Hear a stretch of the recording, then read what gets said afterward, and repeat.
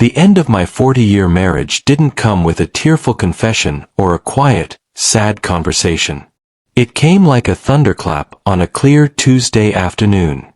My wife, Eleanor, burst into my study, the small, book-lined room where I'd spent the better part of my career as a history professor grading papers and losing myself in the past. She was waving a piece of expensive-looking stationery, her face flushed with a wild, manic energy I hadn't seen since she was a young woman. "She's gone, Henry," she exclaimed, her voice a triumphant trumpet. "My Aunt Mildred finally kicked the bucket." I stood up, a vague sense of sympathy stirring in me for a woman Eleanor had spent decades describing as a bitter old shrew. "I'm sorry to hear that, Elle," I began, but she cut me off with a wave of her hand, dismissing my condolences as if they were pesky flies. "Don't be," she said, her eyes gleaming with a strange, hard light. "She left me everything. Everything. We're rich, Henry." She laughed, a short, sharp, unfamiliar sound. Then she looked at me, her smile tightening, the warmth vanishing completely, leaving something cold and reptilian. "Well," she corrected herself, her voice dropping to a conspiratorial, cruel whisper. "I'm rich now." Before I could even process the chilling distinction in that single word, she delivered the killing blow. "I want you out," she said, the words as clean and sharp as a guillotine's blade. "I've already spoken to a lawyer. The divorce papers will be here tomorrow morning. Pack your bags." I stared at her, my mind struggling to catch up. The world seemed to tilt on its axis. 40 years of shared meals, of raising a child, of quiet companionship, all dissolving in the space of a single, brutal sentence. "Eleanor," I stammered. "What are you talking about?" "I'm talking about my new life," she sneered, her voice dripping with a venom I never knew she possessed. "A life where I'm not shackled to a dusty old history professor and his pathetic salary. A life without this poky little house and its leaky faucets. After all these years, I am finally free. I don't need you anymore." The cruelty was so absolute, so breathtaking in its completeness, that it left no room for argument. It was a declaration of war from a battle I didn't even know was being fought. This is my true story. My wife of 40 years threw me away like a piece of trash the moment she thought she had money. But she had no idea the real inheritance was mine. If you enjoy powerful stories like this, don't forget to subscribe for more. As I stood there, reeling, my world collapsing around me, my historian's eye for detail caught something. A small thing. The letter she was still waving in her hand, her trophy of liberation. The letterhead was ornate, embossed. It was from a law firm. But the name, etched in elegant script, was one I recognized, and it sent a jolt of cold confusion through my shock. Blackwood, Finch, and Associates. It wasn't a firm from Eleanor's side of the family. It was my family's law firm. The ancient, dusty firm that had managed my own family's affairs for over a century.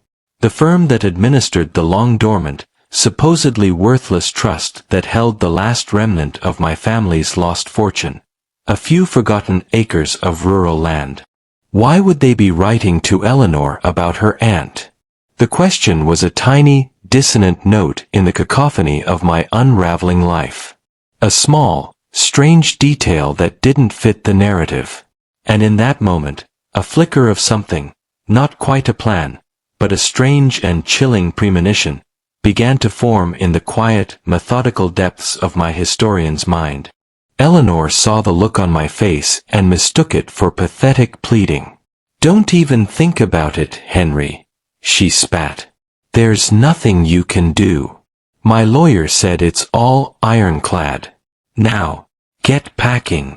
She turned and swept out of the room, leaving me alone in the sudden, deafening silence of my study, the smell of her expensive perfume hanging in the air like a toxic cloud.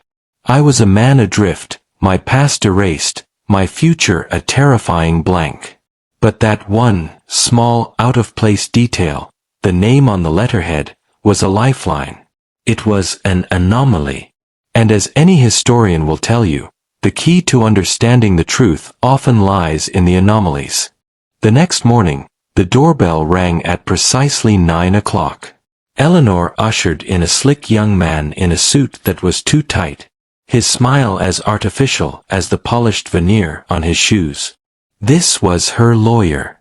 He spread a thick stack of documents across our dining room table, the table where we had shared thousands of family meals, and began to explain the terms of my surrender. Eleanor presided over the scene from her armchair, a smug, satisfied queen watching a public execution. The terms were as brutal as her initial declaration. She wanted the house, our modest home that was paid off 20 years ago. She wanted the car. She wanted half of my university pension, the only real asset I had to my name. It was a complete and total fleecing, designed to leave me with virtually nothing. Her lawyer spoke in a smooth, condescending tone, explaining each clause as if to a child. I could feel Eleanor's eyes on me, waiting for the outburst, for the begging, for the pathetic, desperate pleading of a discarded old man. She wanted a scene. She wanted to savor her victory. I gave her nothing. I listened with the quiet, detached focus of a historian examining a primary source document. I noted the language, the structure, the intent. It was a document of conquest, pure and simple. When the lawyer finished, he pushed a pen across the table towards me.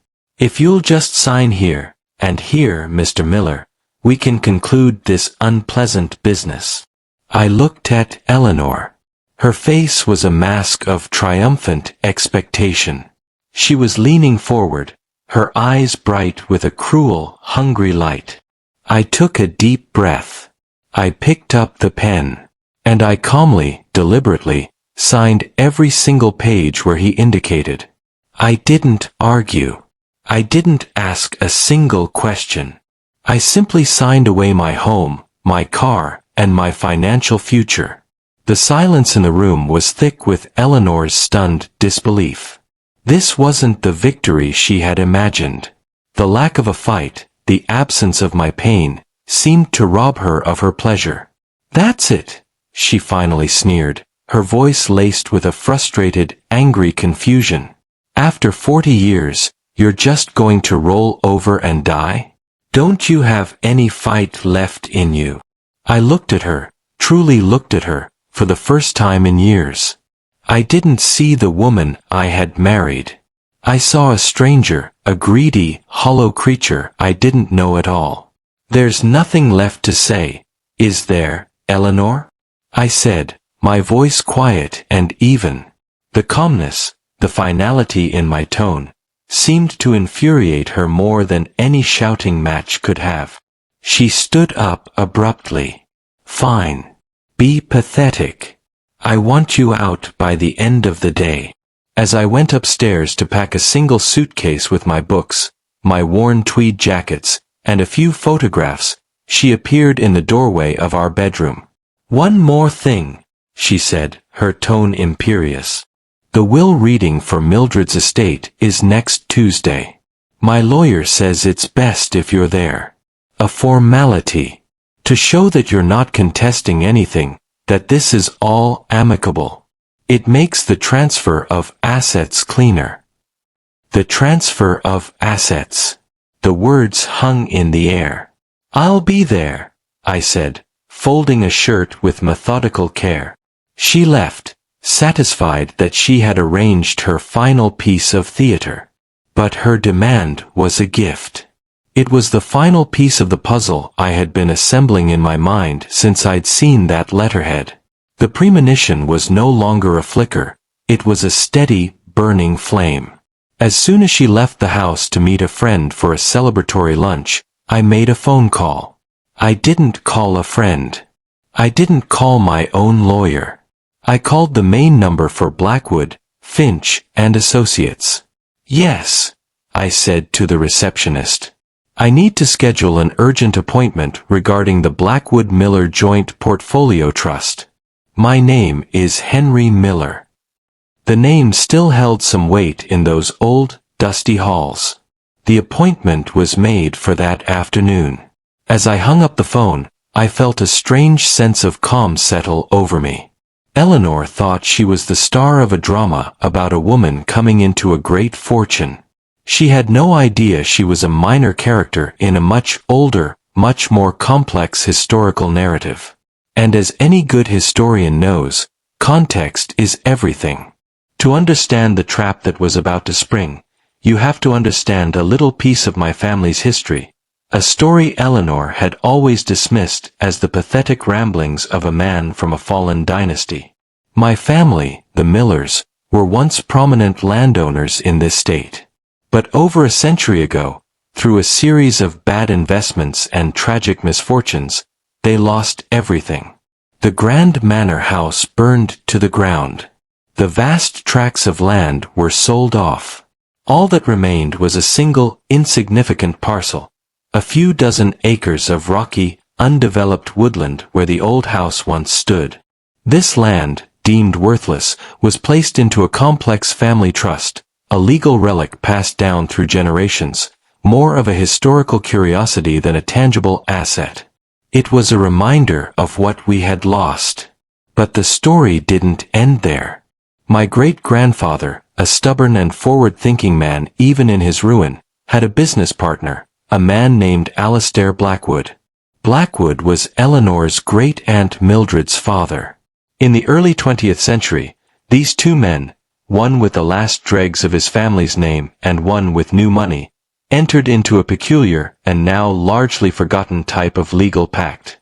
It was essentially a tontine, an investment scheme with a morbidly fascinating twist. They jointly purchased a massive portfolio of assets, stocks in burgeoning new industries like railroads and electricity, and vast tracts of undeveloped land in what were then remote, rural areas. And they bound this portfolio to my family's trust with an ironclad, unchangeable charter. The charter stipulated that the entire joint portfolio would be managed by the trust. The income, the dividends, the interest, would be paid out to the designated beneficiaries of their two family lines. But the capital, the principal, the assets themselves, could not be touched. And here was the twist, the clause that had been lying dormant for 100 years. Upon the death of the last surviving direct blood descendant of the two original partners, the entire portfolio, in its entirety, would pass to the sole, final surviving heir. It was a winner-take-all pact, a bet on longevity that spanned a century. I sat in the hushed, wood-paneled office of my family's law firm, across from a sharp, intelligent young woman named Amelia Finch, the great-granddaughter of the firm's founder. I had laid out the whole sordid story of Eleanor's betrayal and my calm, calculating compliance.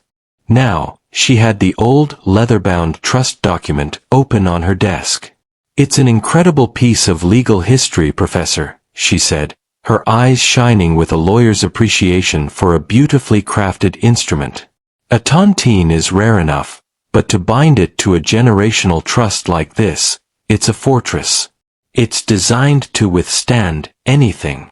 She ran her finger down a brittle, yellowed page. "Your great-grandfather and Alastair Blackwood had a falling out, you see. The trust was designed to prevent either family from ever seizing control of the capital from the other. It could only go to the last one standing." She looked up from the document, her expression serious. "We've been tracking the family lines for decades, as per the trust's instructions. With the passing of Mildred Blackwood last week, the tontine's final condition has been met." My heart was pounding, a slow, heavy drumbeat in my chest. I knew what she was going to say, but I needed to hear it.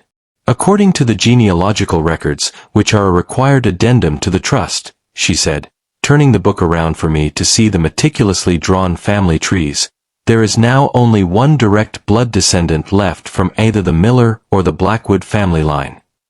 She looked at me, her eyes wide with the magnitude of it all. It's you, Henry. It has always been you. The room was silent. The air felt thick, heavy with the weight of 100 years of history.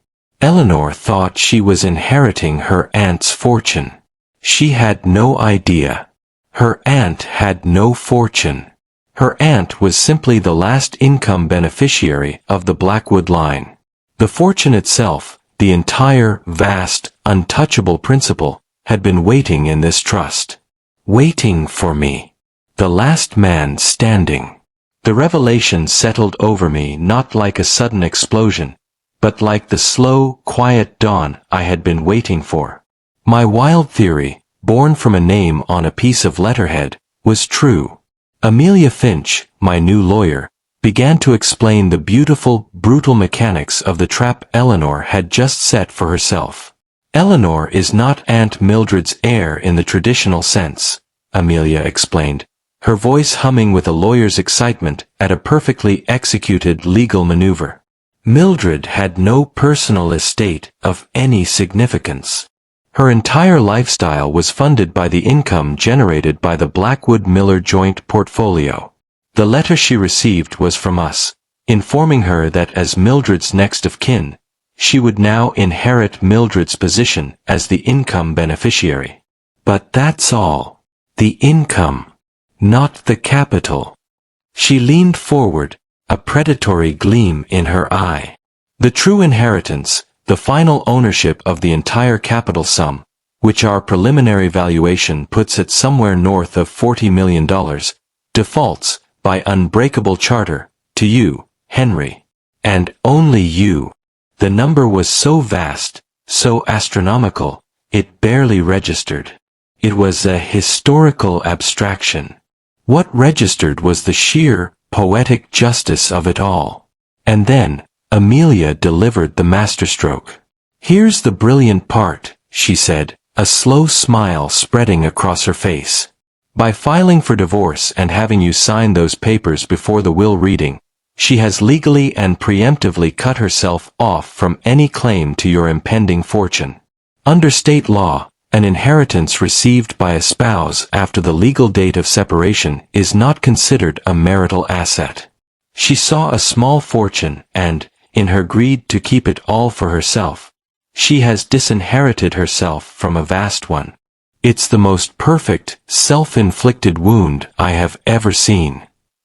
I thought of my calm, steady signature on those divorce papers. The best decision of my life. But there was more. Amelia turned a page in the dusty old trust binder. Your great-grandfather was, by all accounts, a rather unforgiving man, she said. He added a final discretionary clause. It states that the income beneficiary, which is now Eleanor, is only entitled to their payments as long as they remain in good standing with the trust's primary heir and controller. She looked up at me. And the definition of good standing, Henry, is left to your sole and absolute discretion. You have the legal authority to turn off the tap completely. The power of it was dizzying. I could leave her with nothing, just as she had planned to leave me. The day before the will reading, I checked into a cheap, run-down motel on the edge of town, a place that smelled of disinfectant and regret. I needed to complete the performance. I needed to be the broken, pathetic old man she believed me to be. I knew she would be checking. Her victory wouldn't be complete without a witness to my misery. And sure enough, that afternoon, I saw her new, pearl-white Mercedes cruise slowly past the motel, her face a mask of smug satisfaction as she saw my old, beat-up sedan in the parking lot. Let her have her moment, I thought. Let her savor the view from the top of her imaginary mountain. It would make the fall that much more spectacular. Meanwhile, she was on a spending spree of breathtaking proportions. She had hired interior designers to gut the house, purchased a new wardrobe of designer clothes, and booked a 6-month, first-class world cruise. She was spending money she didn't have, racking up hundreds of thousands of dollars in debt against an inheritance that would never be hers. I knew this because I had taken a small portion of my own modest savings and hired a private investigator. A discreet professional who was now documenting every single purchase, every signed contract, every arrogant swipe of her new credit cards. He provided me with a detailed dossier, a perfect, itemized record of her hubris. It was a beautiful, tragic work of fiction she was writing, and I was simply gathering the footnotes for the historical record. The night before the reading, I sat in my motel room, the dossier on the stained bedspread next to me. I wasn't angry anymore. I was a historian on the verge of witnessing a pivotal, defining event. A moment where arrogance and greed would collide with a century of patient, legal planning. Eleanor thought she was closing the book on our life together. She had no idea she was about to become a footnote in mine. The day of the will reading dawned bright and clear, a perfect day for a public execution. I dressed not in a suit, but in my old professor's uniform, a slightly frayed tweed jacket, comfortable corduroy trousers, and a pair of worn leather shoes. I needed to look the part of the man she thought she had defeated. I arrived at the grand wood-paneled offices of Blackwood, Finch, and Associates and was shown into a large conference room. Eleanor was already there, holding court. She was dressed in a severe but obviously expensive black dress, a string of new pearls at her throat. She looked every bit the wealthy widow in mourning. Her lawyer, the slick young man from my dining room, was by her side, looking smug and confident. When I walked in, Eleanor gave me a slow, pitying smirk, a look that said, "Look at you, in your sad little jacket, come to watch my coronation." I ignored her and took a seat opposite them, next to Amelia Finch. I kept my eyes down, my posture slightly stooped, the very picture of a broken man. At precisely 11 a.m., the executor of Mildred's will, a senior partner in the firm named Mr. Harrington, entered the room. He was a stern, old-school lawyer who looked as though he had been carved from the same ancient wood as the office paneling. He sat at the head of the table and cleared his throat. "We are gathered today for the reading of the last will and testament of Mrs. Mildred Blackwood," he began, his voice a dry rustle of old paper. Eleanor leaned forward, her eyes bright with anticipation. This was her moment. But Harrington didn't open the will. Instead, he picked up a different, much older-looking document. "Before we proceed with Mrs. Blackwood's will," he said, his gaze sweeping the room, "it is necessary, as per the foundational charter of the estate, to first read a preliminary statement regarding the administration of the Associated Blackwood-Miller Joint Portfolio Trust, which governed the entirety of the deceased's assets." Eleanor's triumphant expression faltered slightly. A flicker of confusion crossed her face. She leaned over and whispered to her lawyer, "What is he talking about? What trust?" Her lawyer, who had been looking at his phone, suddenly went pale. He began to frantically shuffle through the papers in his briefcase, a dawning horror on his face. He had clearly done a cursory search and found Mildred's will, but had never bothered to dig into the deep, complex history of the assets themselves. He was a sports car lawyer, flashy and fast, completely unprepared for the complex, off-road terrain of 100-year-old trust law. Harrington continued, his voice a steady, emotionless drone as he began to explain the century-old Tontine Agreement.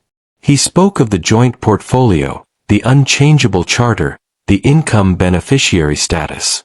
With every word, the color drained from Eleanor's face. The structure of her new reality was beginning to tremble. She was starting to realize she wasn't at a coronation. She was at a demolition. And then, Harrington arrived at the final, killing clause. He paused, looked up over the top of his reading glasses, and his eyes settled, for a brief, significant moment, on me. He then looked back down at the document. "The charter of the trust is unequivocal," he stated, his voice resonating in the silent room. "Upon the death of the last direct descendant of either of the two founding partners, the entire capital sum and all assets of the portfolio pass, in full and with all rights and privileges, to the sole, final surviving heir. Eleanor was staring at him, her mouth slightly agape, a look of utter, uncomprehending shock on her face. Harrington paused again, for dramatic effect. He put on his glasses and picked up a separate, single sheet of paper from his desk. It was the latest valuation of the portfolio.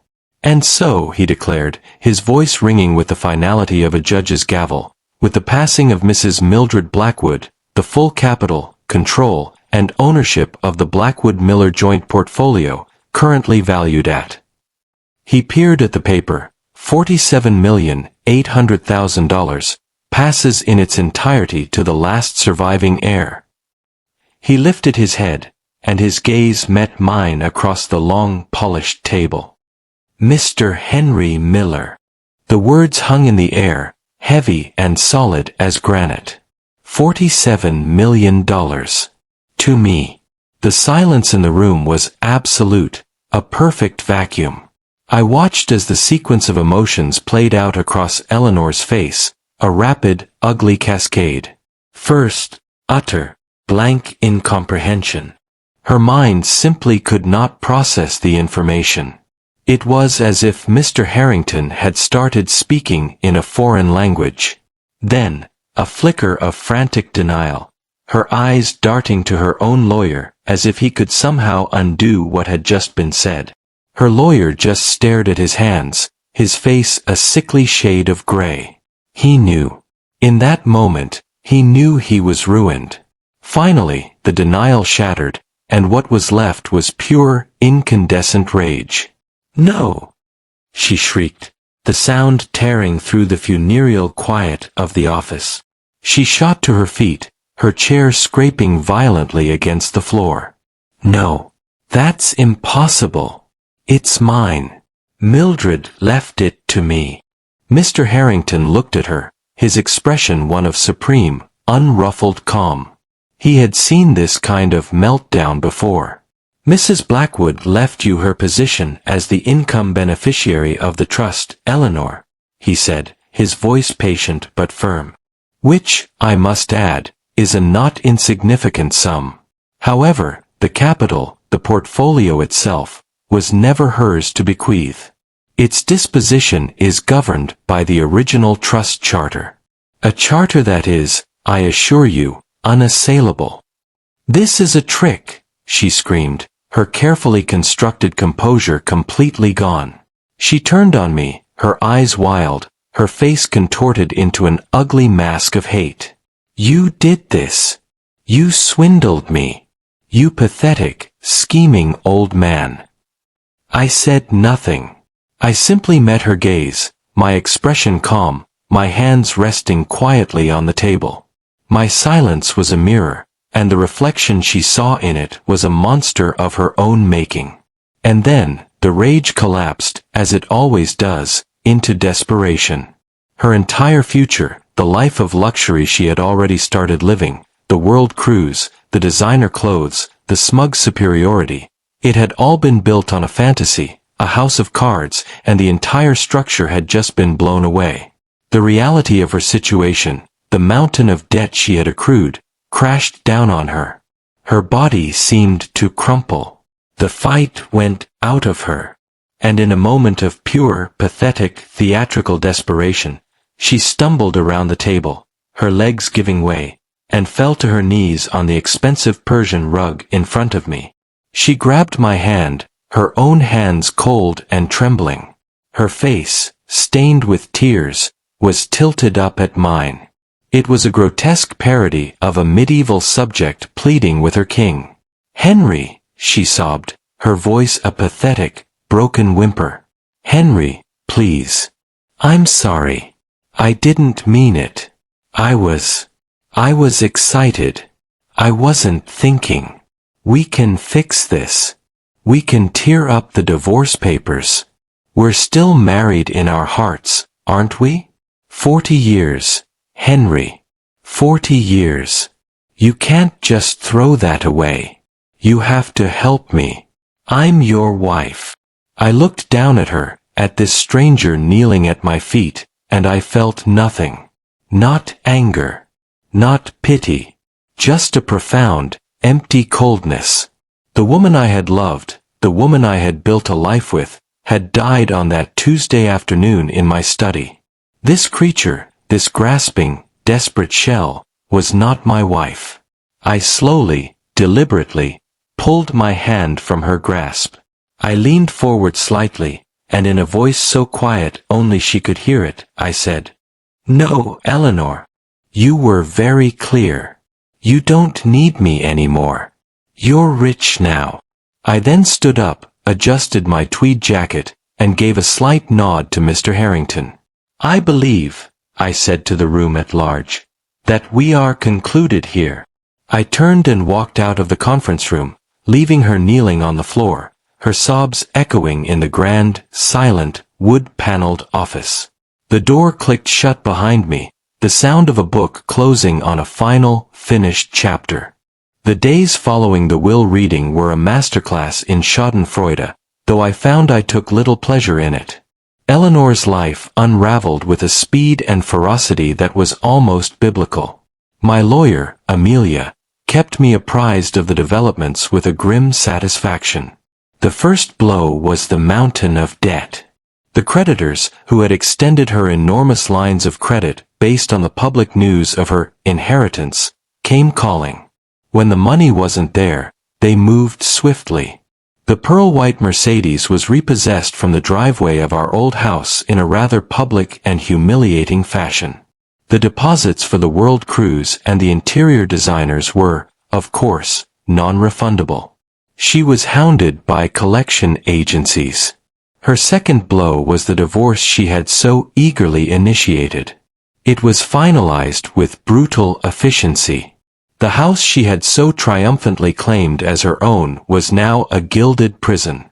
She owned it, yes, as per our signed agreement, but she had no income to pay the property taxes, the utilities, the upkeep. She was house-rich and cash-poor, a situation of exquisite irony. She tried to fight, of course.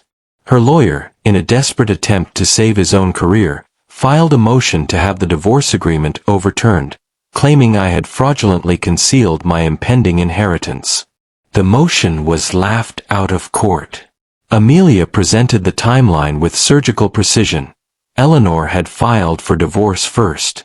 I had signed the papers, agreeing to her terms, before the will reading. The inheritance was legally declared mine after our legal separation. It was not a marital asset. Her own greed, her own haste to cut me out and keep everything for herself, was the very thing that had sealed her fate. The judge dismissed the case in under 5 minutes. After that defeat, Eleanor disappeared into the house, a ghost rattling around in the empty rooms of her failed coup. The grandiose renovation plans were abandoned. The house fell into a state of neglect. The lawn grew long, the paint began to peel. It was a physical manifestation of her own decay. She was trapped, a dragon hoarding a treasure she couldn't spend, slowly being consumed by the very prize she had killed for. I, on the other hand, did not change my life drastically. The sum of money was so vast it felt like a clerical error, a number on a page that had no connection to reality. I was still Henry Miller, the retired history professor. I did not buy a mansion or a sports car. I did, however, leave the run-down motel. I bought a comfortable, elegant brownstone in the city's historic district, a beautiful old building with good bones and a story to tell. It had a library with floor-to-ceiling shelves, which I immediately began to fill. I spent my days in quiet contentment, visiting museums, attending lectures, and reading. For the first time in my life, I had unlimited time and resources to pursue my passion for history without constraint. The money wasn't for spending, it was for building. A month after the will reading, a letter arrived from Eleanor's new lawyer, a far more humble and less expensive one. It was a formal petition to the trust. It cited the clause that named her as the income beneficiary, and respectfully requested that the payments begin. It was a letter written on its knees, a humble plea for sustenance. The decision, as the trust charter so clearly stated, was mine and mine alone. Amelia laid out my options. "You can cut her off completely, Henry," she said. "Given her actions, no court would ever question your definition of good standing. You can leave her with absolutely nothing." The temptation was there, a dark, satisfying thought. To let her suffer the same fate she had planned for me. It would be justice. But as I sat in my new, quiet library, surrounded by the wisdom of the ages, I realized that vengeance was a shallow, empty pursuit. It was the emotion of a victim. And I was no longer a victim. I was a historian. And I had the opportunity to deliver a far more elegant, far more instructive, and far more devastating lesson. I picked up the phone and called Amelia. "I've made my decision about Eleanor's income," I told her. "I want to grant her petition." I could hear the surprise in Amelia's voice. "Henry, are you sure?" "Oh yes," I said, a slow, cold smile touching my lips. "I'm sure. I have a very specific amount in mind." The instruction I gave to Amelia was precise. I had her pull my university pension records from the last 10 years of my career. We calculated my average monthly take-home pay, the pathetic professor's salary Eleanor had scorned for decades. It came to a modest but livable sum. "This," I told Amelia, "is the amount Eleanor will receive from the trust. Every month. For the rest of her life." Amelia was silent for a moment, and then she let out a low whistle of appreciation. "Henry," she said, her voice filled with a lawyer's admiration for a truly brutal clause. "That is the most elegant, cold-blooded, and perfect revenge I have ever seen. It wasn't about leaving her destitute. It was about denying her the one thing she truly craved, the status and superiority that came with wealth. I was sentencing her not to poverty, but to a lifetime of mediocrity. Every month, a check would arrive, a constant, nagging reminder of the modest life she had thrown away and the vast fortune she had forfeited. She would be able to pay her bills, to keep the house she was trapped in, but she would never again taste the life of luxury she believed was her birthright. She would be haunted not by what she didn't have, but by what she had almost had. It was a far more exquisite form of torment than simple poverty. With the matter of Eleanor settled, a footnote in my new life, I turned my attention to the fortune itself. It felt like a heavy responsibility, a historical artifact entrusted to my care. It was not my money to squander. It was the accumulated product of a century of industrial growth, and I felt I had a duty to use it for something more meaningful than my own comfort. I established the Miller Foundation for Historical Preservation. I endowed chairs at my old university's history department. I began buying up old, neglected historical buildings in the city, beautiful structures that were slated for demolition, and I funded their meticulous restoration. The work gave me a purpose I hadn't felt since I was a young, passionate professor. I was no longer just studying history, I was saving it. I hired a small, dedicated staff of young historians and architects, passionate people who shared my vision. We worked not out of a flashy corporate office, but out of the restored library of a 19th century courthouse we had saved from the wrecking ball. My life became a quiet, satisfying rhythm of research, planning, and building. I had found my true calling, not as a husband or a millionaire, but as a custodian of the past. Years passed. The foundation grew, our work earning national recognition. My name, once confined to dusty academic journals, became associated with philanthropy and preservation. I found a quiet, dignified peace, a life rich in purpose, surrounded by history and the company of bright, idealistic young people. I never remarried. My marriage to history was a fulfilling one. The memory of Eleanor faded, like an old photograph bleached by the sun. She became a story I told myself sometimes, a cautionary tale about greed and the strange, unpredictable currents of the past. I assumed our paths would never cross again. I was content with that. But history, as I well know, has a strange way of circling back on itself. One afternoon, about 5 years after the will reading, I was doing some Christmas shopping. I walked into a high-end department store, the kind of place I rarely frequented, to buy a gift for Amelia. As I was browsing the leather goods section, I heard a familiar voice, though it was stripped of its old authority, now thin and weary. "Can I help you find anything, sir?" I looked up, and there she was, Eleanor. She was wearing the store's drab, black uniform, a name tag pinned to her chest. The expensive pearls were gone. Her face was older, the lines of disappointment and bitterness etched deeply around her eyes and mouth. She was working as a cashier, a ghost haunting the very temples of wealth she had once worshipped. She recognized me at the same moment. Her face went pale, a mixture of shock, humiliation, and a deep, soul-crushing shame. The bag she was holding slipped from her fingers, scattering its contents on the polished floor.